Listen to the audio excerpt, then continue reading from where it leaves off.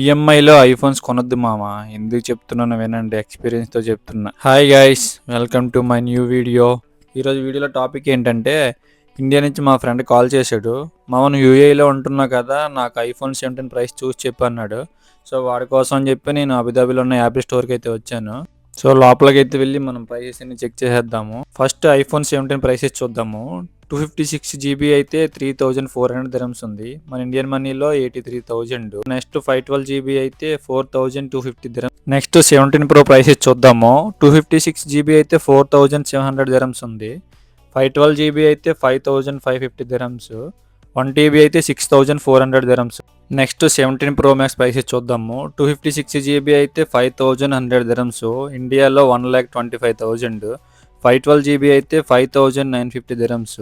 1 TB అయితే 6,800 dirhams. 2 TB అయితే 8,500 dirhams.